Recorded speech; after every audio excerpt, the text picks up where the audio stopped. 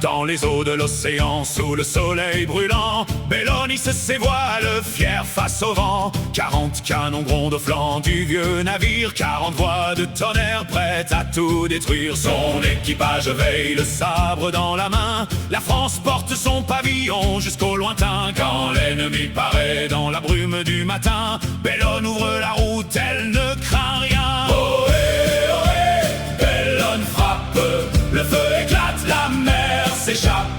Grand port résonne sous les canons, la victoire chante notre pavillon. Oh et matelot, tenez la barre, le vent nous pousse vers la gloire. 40 canons, un cœur d'acier, Bellone ne veut jamais plier.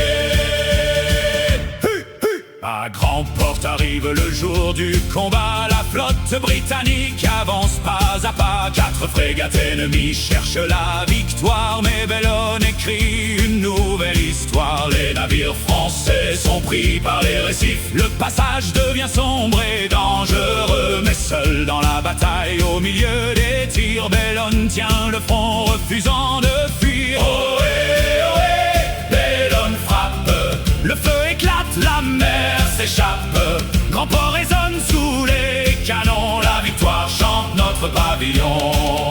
Oh et matelot, tenez la barre, le vent nous pousse vers la gloire.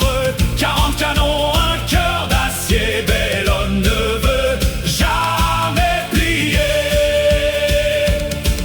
Pendant 7 jours, la poudre couvre les flots, le tonnerre répond aux cris des matelots. Les coques sont brisées, les voiles déchirées, mais Bellone continue de combattre sans trembler. Elle frappe l'ennemi, elle garde son honneur, elle porte dans la mer le courage et la fierté. À la fin de la lutte, quand tombe le silence, Grand port devient le chant éternel de la France. Puis vient encore l'heure du dernier affrontement, contre Iphigénia dans le vent du Levant. Une nouvelle victoire, un nouveau pavillon, Bellone ajoute son nom